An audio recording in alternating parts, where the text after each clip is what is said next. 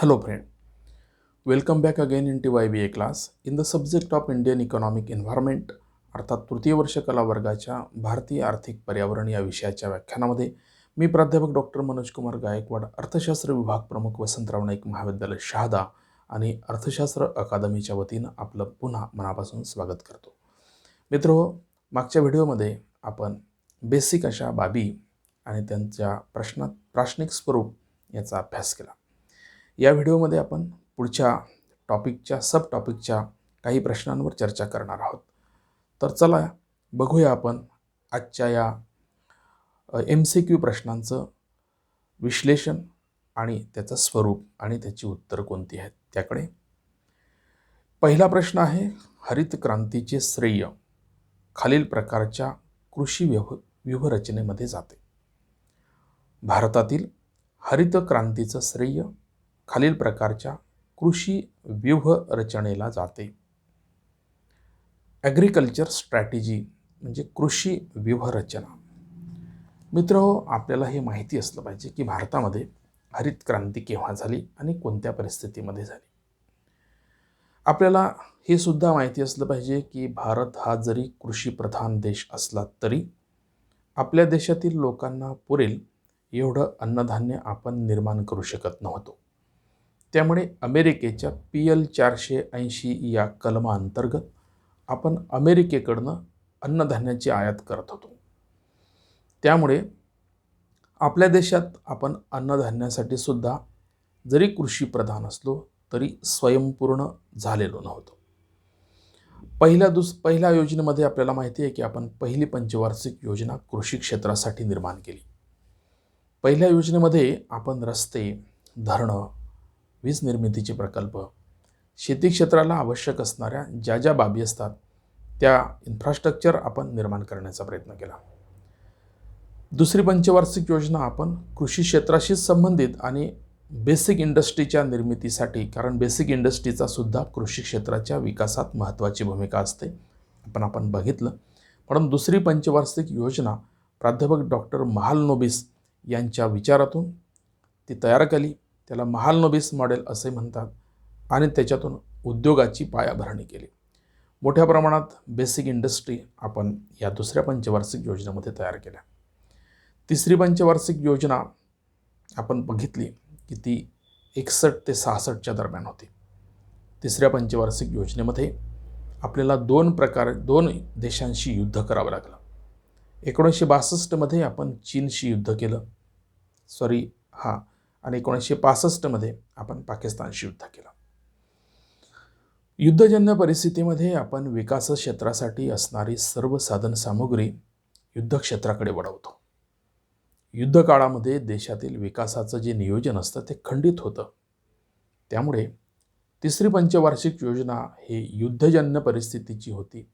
त्यामुळे तिसऱ्या पंचवार्षिक योजनेमध्ये उत्पादनाची जी उद्दिष्ट आपण निर्धारित केली होती ते पूर्ण करू शकलो नाही. आणि म्हणून 66 नंतर आपल्याला चौथी पंचवार्षिक योजना लगेच सुरू करता आली नाही. त्या ठिकाणी आपण त्रैवार्षिक योजनेचा विचार मांडला.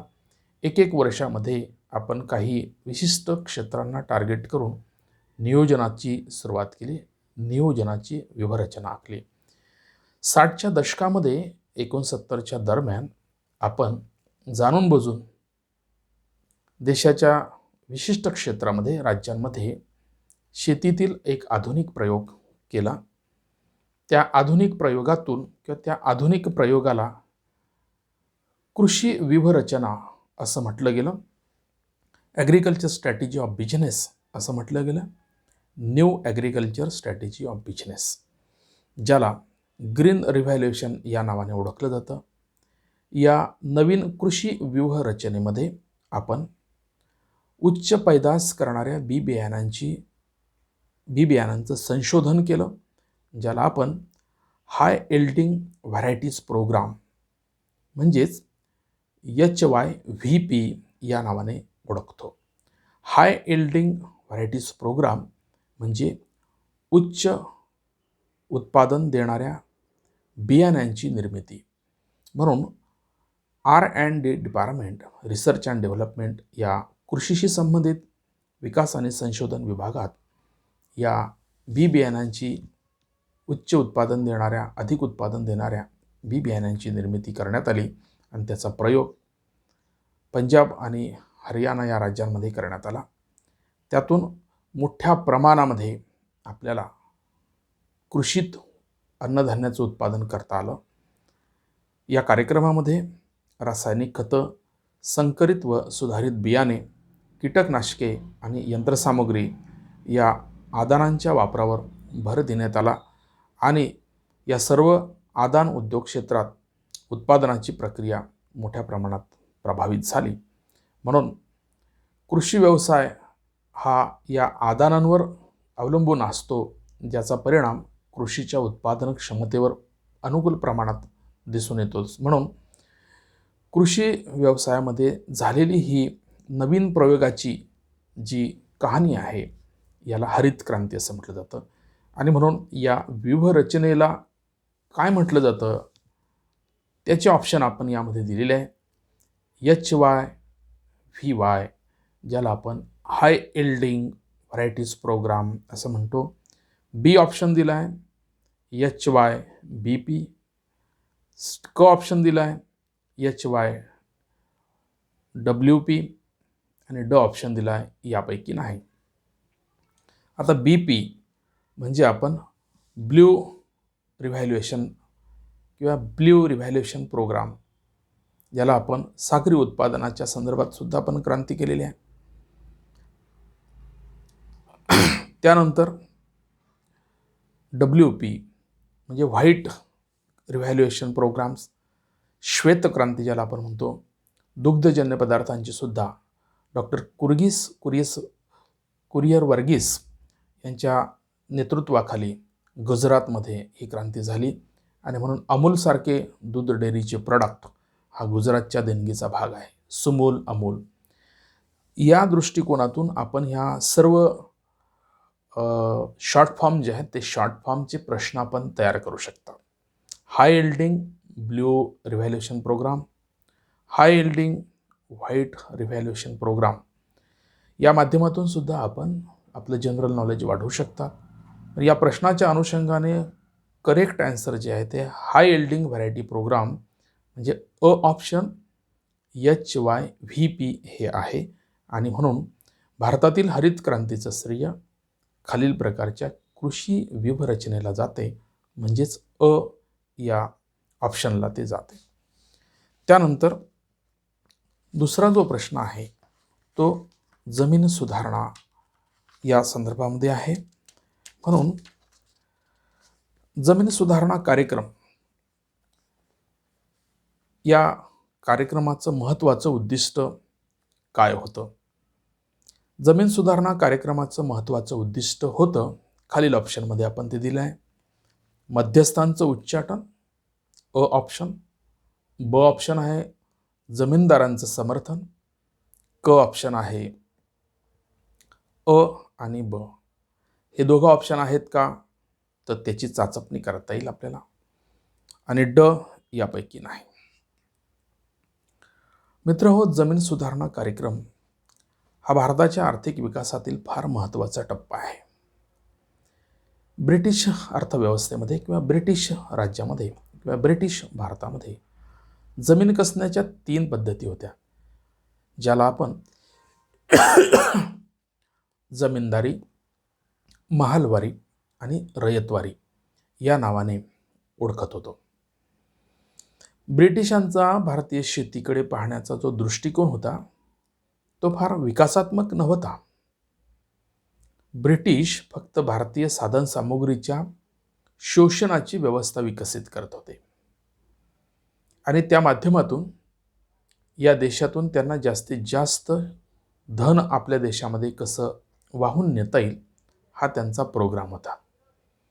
ब्रिटिशांनी ज्या काही सुधारणा आपल्या देशामध्ये त्या काळामध्ये केल्या, जसं रेल्वे आहे, टेलिफोन आहे, युनिव्हर्सिटीज आहेत, बंदरं आहेत, तर हे त्यांची प्रशासकीय व्यवस्था गतिमान होण्यासाठी आणि प्रशासकीय व्यवस्था मजबूत होण्यासाठी केलेलं आपल्याला दिसते. परंतु कृषी क्षेत्राकडे सुद्धा त्यांचा जो बघण्याचा दृष्टिकोन होता कृषी क्षेत्रामध्ये जी मोठ्या प्रमाणात बेरोजगारी आणि दारिद्र्य होतं, जे आजही आपल्याला दिसून येते, या अत्यंत प्रतिगामी स्वरूपाच्या जमीन कसण्याच्या पद्धतीमध्ये भारतातल्या बहुसंख्य लोकांचं फार मोठ्या प्रमाणात मानसिक, शारीरिक आणि आर्थिक शोषण केलं जात होतं. स्वातंत्र्योत्तर काळामध्ये आपल्याला जमीन सुधारणांचे कार्यक्रम राबवणं अपरिहार्य झालं. स्वातंत्र्योत्तर काळामध्ये स्वतंत्र भारताच्या विकासाचं उद्दिष्टच आहे ते म्हणजे बेरोजगारी निर्मूलन करणं, लोकांच्या राहणीमानाचा दर्जा उंचावणं, लोकांमध्ये आर्थिक आणि सामाजिक समता प्रस्थापित करणं, जे आपण आपल्या घटनेच्या सरनाम्यामध्ये नमूद केलेलं आहे. घटनेच्या सरनाम्यात नमूद केलेल्या आर्थिक न्यायाच्या संदर्भात, सामाजिक न्यायाच्या संदर्भात, राजकीय न्यायाच्या संदर्भात आपण बांधील आहोत. घटनेमध्ये या तरतुदींचा वापर या सामाजिक, आर्थिक आणि राजकीय न्यायाच्या प्रस्थापनेसाठी आपल्याला करायचा आहे. त्यातच हा भाग जमीन सुधारणांचा आहे. त्यासाठी सरकारने वेगवेगळ्या कालखंडामध्ये वेगवेगळ्या प्रकारच्या कायद्यांची निर्मिती केली, ज्यामध्ये कूड कायदे आले, ज्यामध्ये सेलिंग ॲक्ट आला, ज्यामध्ये किमान जमीन धारणा कायदे आले, कमाल जमीन धारणा कायदे आले आणि या माध्यमातून कूड आणि जमीनदार यांच्यात फारकत करण्यात आली. कुळांना कसेल त्याची जमीन आणि राहील त्याचे घर या कायद्याप्रमाणे जमिनीची मालकी प्रस्थापित झाली. म्हणजेच इंग्रजांच्या आणि लोकांच्या मध्ये या देशातील जमीनदार मध्यस्थ होते. या मध्यस्थांचं उच्चाटन करण्याचा महत्त्वाचा प्रोग्राम स्वातंत्र्योत्तर काळामध्ये निर्माण करण्यात आला, राबवण्यात आला आणि या एकूणच कार्यक्रमाला जमीन सुधारणांचा कार्यक्रम असं म्हटलं गेलं. याचे अनेक उद्दिष्ट आहेत.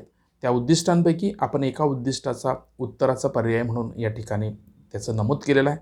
म्हणून याचं करेक्ट आन्सर जे आहे ते करेक्ट आन्सर म्हणजे मध्यस्थांचं उच्चाटन करणं हा जमीन सुधारणा कार्यक्रमाच्या महत्त्वाच्या उद्दिष्टाचा भाग होता. म्हणजे जमीनदाराचं समर्थन आजही आपल्याला करता येत नाही, परंतु खाजगीकरणामध्ये आत्ता आपल्याला जागतिकीकरणाच्या प्रक्रियेमध्ये आताही जमिनीच्या केंद्रीकरणाची मोठ्या प्रमाणात सुरुवात झालेली आहे. एकीकडे शेतकरी मोठ्या प्रमाणामध्ये जमिनीच्या व्यवसायामध्ये परेशानीत आहे, संकटात आहे, आत्महत्या करतोय, कर्जबाजारी होत आहे आणि त्याच वेळेस कॉर्पोरेट क्षेत्र मोठ्या प्रमाणात जमिनी आपल्या मालकीच्या करत आहेत.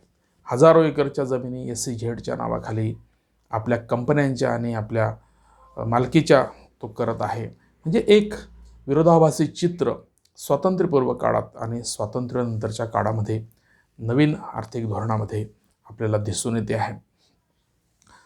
या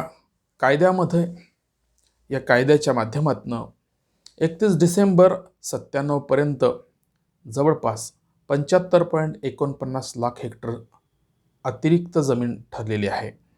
त्यापैकी सरकारने 65.90 लाख एकर जमीन आपल्या ताब्यात घेतली. याचा अर्थ अतिरिक्त ठरलेल्या जमिनीपैकी 87% जमीन प्रत्यक्ष ताब्यात घेण्यात सरकारला यश आलेलं दिसते. या जमिनीपैकी 52.73 लाख हेक्टर जमिनीचं वितरण करण्यात आलं. 97 पर्यंत लाभार्थ्यांची जी संख्या होती ती 54.16 लाख इतकी होती. यामध्ये 36% अनुसूचित जातीच्या लोकांचा समावेश होता, तर 14% अनुसूचित जमातीच्या लोकांचा समावेश होता.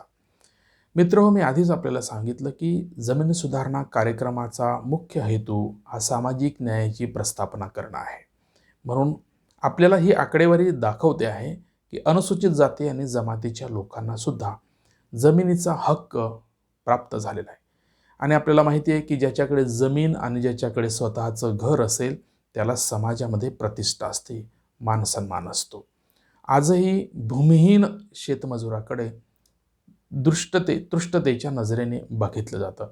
आणि म्हणून आजही महाराष्ट्र शासनाने दादासाहेब गायकवाड सबलीकरण योजना राबवून भूमिहीन किंवा अल्पभूधारकांना शेती खरेदी करण्यासाठी 20 लाखापेक्षा जास्त अनुदान देण्याचा प्रयत्न सुरू आहे. म्हणजे अशा अर्थाने लोकांना स्वाभिमानी बनवायचं आहे, स्वतःच्या पायावर उभं करायचं आहे, स्वतःच्या उत्पन्नाच्या साधनांची त्यांना निर्मिती करून द्यायची आहे, जेणेकरून त्यांचं जे परावलंबन आहे ते परावलंबन त्यांना कमी करायचं आहे. म्हणून मित्रहो, भारताच्या स्वातंत्र्योत्तर काळातला हा इतिहास हा सुवर्ण अक्षरांनी लिहिण्याजोगा आहे. आणि म्हणून आपण वेगवेगळ्या अँगलने जमीन सुधारणा कार्यक्रमाकडे बघितलं पाहिजे. स्वातंत्र्यपूर्व काळात आणि स्वातंत्र्यानंतरच्या काळात आणि पुन्हा जागतिकीकरणाच्या काळामध्ये या विषयाकडे आपण वेगवेगळ्या दृष्टिकोनातून पाहिलं तर आता आपल्याला असं दिसून येईल की मोठ्या प्रमाणात वारसा हक्काप्रमाणे जमिनीच्या तुकडीकरणाची प्रक्रिया जोमात सुरू आहे. जवळपास 86% लोक 1 हेक्टरपेक्षाही कमी जमिनीची मशागत करतात. त्यामुळे जमिनीच्या तुकडीकरणामुळे सुद्धा जमिनीच्या उत्पादकतेवर विपरीत प्रतिकूल परिणाम झालेले आपल्याला दिसतात. म्हणून एकीकडे आपल्याला जमिनीच्या मशागतीच्या स्वरूपामध्ये सुद्धा बदल करणं अपेक्षित आहे. कोऑपरेटिव्ह फार्मिंग असेल, ग्रुप फार्मिंग असेल, याचं नियोजन करायचं आहे. आणि शेतीचं जे केंद्रीकरण कॉर्पोरेट क्षेत्राकडे होतं आहे त्याच्या विरोधात सुद्धा आपल्याला काहीतरी भूमिका घेणं सरकारच्या स्तरावरून शक्य नसलं तरी लोकांच्या स्तरावरून ते शक्य आहे. कारण जी परिस्थिती जमीनदारी विरोधात होती, महालवारी विरोधात होती, रयतवारी विरोधात होती, तीच परिस्थिती आता नव्या स्वरूपात कॉर्पोरेट विरोधामध्ये होऊ शकते. म्हणून शेतकरी आणि शेतकऱ्याशी संबंधित आपण जर घटक असू तर भविष्यकाळामध्ये येणाऱ्या या कॉर्पोरेट शेतीच्या केंद्रीकरणाच्या शेतीच्या धोरणाच्या विरोधामध्ये आपण जागृत झालं पाहिजे. नाहीतर शेतकरी हा शेतमजूर आणि भूमिहीन झाल्याशिवाय राहणार नाही. येता काळ या संदर्भामध्ये काहीतरी निश्चितच आपल्यासाठी वाईट अशा घटना घेऊन येऊ शकतो. म्हणून जमीन सुधारणा कार्यक्रमासंदर्भामध्ये आपण सजग राहिलं पाहिजे. मित्रहो, 8वा प्रश्न आहे, योजनांच्या यशस्वीतेसाठी खालीलपैकी कोणता कार्यक्रम सुरू करण्यात आला?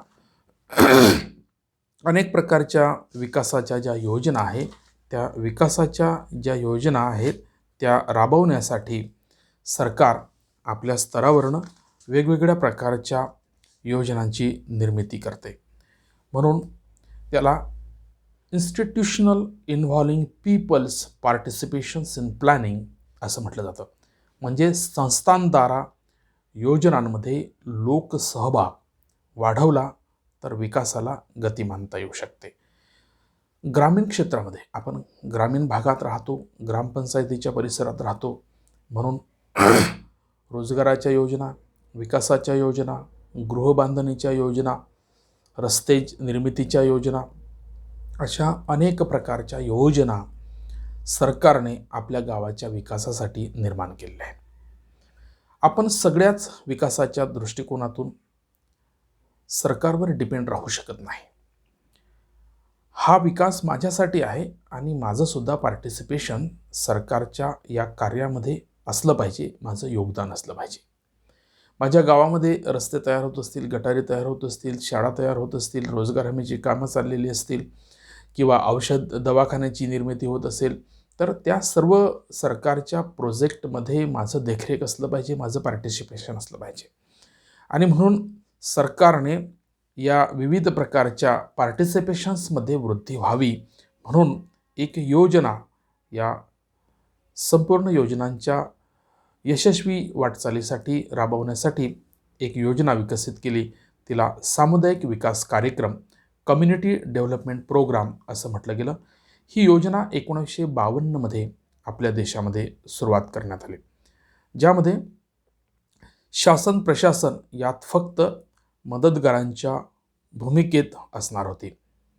कारण शासन या फक्त मदत करू शकते तुम्हाला, परंतु लोकांची स्वतःची मदत करण्याची, म्हणजेच helping the people to helping them slaves, म्हणजे स्वतःची मदत करावी अशा प्रकारची संकल्पना गृहीत धरण्यात आली. मोठ्या प्रमाणात या कार्यक्रमाला यश आलेलं आपल्याला दिसते. आणि याचं पुढचा जो टप्पा होता तो पुढचा टप्पा म्हणजे पंचायत राज. या कार्यक्रमाच्या यशस्वीनंतर सरकारने पंचायत राज सुरू केलं. म्हणजेच आपण लोकशाहीचं विकेंद्रीकरण करण्याला सुरुवात केली. लोकशाहीचं विकेंद्रीकरण करणं म्हणजे सरकारी योजनांमध्ये लोकांचा सहभाग वाढवणं. आपल्याला माहिती आहे की राडेंगणा शिंदे किंवा हिरवे बाजार, पोपटराव पवार किंवा राडेंगणा शिंदेचे अण्णा हजारे यांनी आपल्या गावाचा विकास कशामुळे केला? तर सरकारी योजना आणि त्या योजनांमध्ये लोकांचा सहभाग, त्यामुळे त्यांची गावं समृद्ध झाली. शासनाने त्यांना पुरस्कार दिले. हे आपण पण करू शकतो. म्हणून कम्युनिटी डेव्हलपमेंट प्रोग्राम्स आपल्या गावामध्ये आपण राबवावा आणि आपल्या गावाला समृद्ध करावं. या प्रश्नाच्या माध्यमातून आपल्याला आपल्या विकासाच्या प्रेरणासुद्धा इथून भेटू शकतात.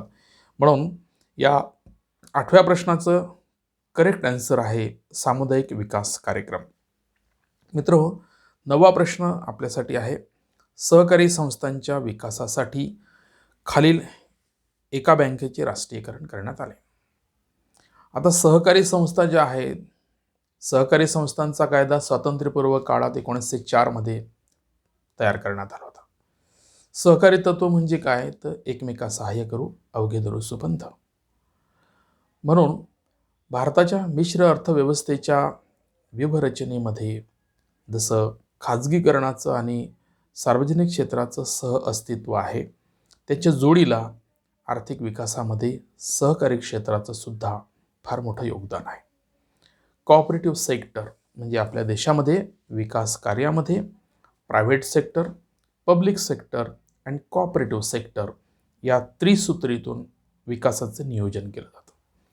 कॉपरेटिव्हमध्ये लोकांनीच आपली मदत करायची आहे. स्वतः लोकांनी विशिष्ट प्रकारच्या उद्योग व्यवसायाला प्रेरित होऊन सहकारी तत्वावर त्याची निर्मिती करायची आणि त्यासाठी सरकार त्यांना वेगवेगळ्या प्रकारच्या माध्यमातून मदत करत असते. मग ते वित्तीय मदत असेल, टेक्निकल मदत असेल, जमिनीच्या संदर्भातली मदत असेल, म्हणजे सहकारी क्षेत्रावर ज्या ज्या गोष्टी आपण करणार आहोत त्याच्यासाठी सरकार आपल्याला मदत करते. म्हणजे पब्लिक सेक्टर, प्रायव्हेट सेक्टर आणि कॉपरेटिव्ह सेक्टर. तर या कॉपरेटिव्ह सेक्टरसाठी भारतात स्वातंत्र्योत्तर काळामध्ये विशिष्ट प्रकारच्या बँकेची निर्मिती करून या सेक्टरला पुश करायचं होतं. या सेक्टरला विकसित करण्याची जबाबदारी होती. कोणती बँक असेल ती? तर आपण अ ऑप्शनमध्ये स्टेट बँक ऑफ इंडिया दिलेला आहे, SBI. ब ऑप्शनमध्ये आपण रिझर्व्ह बँक ऑफ इंडिया दिलेला आहे. क ऑप्शनमध्ये आपण CBI सेंट्रल बँक ऑफ इंडियाचा उल्लेख केलेला आहे आणि ड मध्ये IDBI बँकेचा उल्लेख केला आहे, industrial development bank of India. मित्रहो, state bank of India, reserve bank of India, central bank of India, IDBI bank ह्या वेगवेगळ्या कालखंडामध्ये वेगवेगळ्या मिशनसाठी तयार केलेल्या संस्था आहेत. रिझर्व्ह बँक ऑफ इंडियाचं काम हे व्यापारी बँकेचं काम नाही आहे, हे आपल्याला माहिती आहे. मौद्रिक धोरण निर्माण करणारी आणि तिचं नियंत्रण करणारी महत्त्वाची भूमिका असणारी बँक म्हणजे आपली मध्यवर्ती bank reserve bank of India. Central bank of India ही सुद्धा 1904 मध्ये निर्माण केली होती, परंतु ती व्यापारी बँक म्हणून आजही आपल्या देशामध्ये राष्ट्रीयकृत बँक म्हणून काम करते. IDBI बँक ही सुद्धा आत्ताची स्वातंत्र्योत्तर काळ 60च्या दशकातली बँक आहे, म्हणून तिचासुद्धा सहकारी क्षेत्राच्या संदर्भामध्ये आपल्याला विचार करता येत नाही. उरला प्रश्न आहे स्टेट बँक ऑफ इंडियाचा. स्टेट बँक ऑफ इंडिया ही पूर्वीची आपल्या देशातील इम्पिरियल बँक ऑफ इंडिया आहे. इम्पिरियल बँक ऑफ इंडियाची निर्मिती 1921 मध्ये भारतामध्ये तयार करण्यात झाली. 1921 मध्ये इम्पिरियल बँक ऑफ इंडिया कशी निर्माण झाली? तर आपल्या देशामध्ये 3 इलाका बँका, ज्यामध्ये bank of Bengal, bank of Madras आणि बँक ऑफ बॉम्बे या 3 इलाका बँकांचं एकत्रीकरण 1921 मध्ये करण्यात आलं आणि त्यातून इम्पिरियल बँक ऑफ इंडियाची निर्मिती करण्यात आली. इम्पिरियल बँक ऑफ इंडिया ही त्या काळामध्ये खाजगी क्षेत्रातील मोठी व्यापारी बँक होती आणि तिच्याकडे देशातील मध्यवर्ती बँकेची सुद्धा जबाबदारी देण्यात आली. मध्यवर्ती बँकेची कार्य आणि व्यापारी बँकेची कार्य ही वेगवेगळी आहेत, हे आपल्याला सांगण्याची गरज नाही आहे. आणि म्हणून स्वातंत्र्य जेव्हा आपल्याला मिळालं आणि आपण इम्पिरियल बँक ऑफ इंडियाच्या डबल रोलमुळे अनेक प्रकारच्या तक्रारी निर्माण झाल्या. त्यामुळे आपण स्वतंत्र मध्यवर्ती बँकेच्या निर्मितीची मागणी केली. 1927च्या हिल्टन यंग कमिशनने मध्यवर्ती बँक निर्माण करण्यासाठी भारतामध्ये भेट दिली. त्यापूर्वी डॉक्टर बाबासाहेब आंबेडकरांनी या प्रश्नाचा अभ्यास केला होता. ब्रिटिशांच्या संदर्भामध्ये संशोधन बाबासाहेबांचं होतं. त्यामध्ये भारतातील बँकिंग व्यवस्थेच्या संदर्भात बाबासाहेबांनी अभ्यास केला, त्याची नोंद केली. बाबासाहेबांच्या शिफारशीनुसारच मध्यवर्ती बँक निर्माण करण्यासाठी प्रयत्न झालेले आहेत. हिल्टन यंग कमिशन्समध्ये प्रॉब्लेम्स ऑफ रुपी हा ग्रंथ बाबासाहेब आंबेडकरांचा त्यांच्या पुस्तक रूपाने हातात होता आणि त्यामध्ये भारतातील मॉनिटरी सिस्टीम, बँकिंग सिस्टीम ही कशी असणार आहे, भारताच्या रुपयाची समस्या का निर्माण झाली आहे याचा उहापोह केला आणि त्याच्या उपाययोजना कशा पद्धतीने असतील म्हणून प्रॉब्लेम ऑफ रुपीमध्ये एक मध्यवर्ती बँकेचं स्ट्रक्चर होतं. हिल्टन यंग कमिशनने या स्वतंत्र मध्यवर्ती बँकेच्या शिफारशी बँक ऑफ पार्लमेंट लंडनच्या पार्लमेंटमध्ये केल्या आणि तिथे 34च्या ॲक्टप्रमाणे 1 एप्रिल 1935 पासून भारताच्या स्वतंत्र मध्यवर्ती बँकेची निर्मिती करण्यात आली. त्यानंतर आपल्याला माहिती आहे की 47ला स्वातंत्र्य मिळालं. 51 पासून आपण स्वतंत्र नियोजनाच्या माध्यमातून भारतीय अर्थव्यवस्थेच्या विकासाला सुरुवात केली. मित्रहो, इम्पिरियल बँक 1955मध्ये आपण स्टेट बँक ऑफ इंडियामध्ये तिचं राष्ट्रीयकरण केलं. तिच्यासोबत तिच्या सहयोगी बँकासुद्धा आपण राष्ट्रीयकृत केल्या. सहयोगी बँकांमध्ये आपण state bank of Mysore, state bank of Hyderabad, state bank of Jammu and Kashmir, state bank of Rajasthan, Bikaner अशा अनेक प्रकारच्या ब्रांचेस होत्या. तर 1951मध्ये एडी गोरवाला समिती या ग्रामीण पतपुरवठा पाहणी समिती निर्माण करून या समितीने या देशामध्ये कोऑपरेटिव्ह सेक्टरची पुनर्रचना करण्याच्या संदर्भातलं एक मॉडेल विकसित केलं आणि या मॉडेलला पुढे नेण्यासाठी एका राष्ट्रीयकृत बँकेची आवश्यकता आहे आणि म्हणून 1954मध्ये या कमिटीने दिलेल्या शिफारशीच्या आधारावर स्टेट बँक ऑफ इंडियाचं राष्ट्रीयकरण करण्याची शिफारस केली आणि म्हणून या देशातील सहकारी क्षेत्राच्या विकासाला स्टेट बँक ऑफ इंडियाची भूमिका महत्त्वाची ठरते. म्हणून इम्पिरियल बँकेचं 1955मध्ये राष्ट्रीयकरण करण्यात आलं तिच्या सहयोगी बँकांसहित आणि 1948मध्ये रिझर्व्ह बँक ऑफ इंडियाचा सुद्धा एक ॲक्ट पास करण्यात आला आणि तिचंही 1949मध्ये राष्ट्रीयकरण करण्यात आलं आणि या बँका राष्ट्राच्या मालकीच्या झाल्या. पुढे मग आपल्याला माहिती आहे की 1969मध्ये नंतरच्या 14 व्यापारी बँकांचं राष्ट्रीयकरण करण्यात आलं. नंतर 1982मध्ये आणखी 6 बँकांचं राष्ट्रीयकरण करण्यात आलं.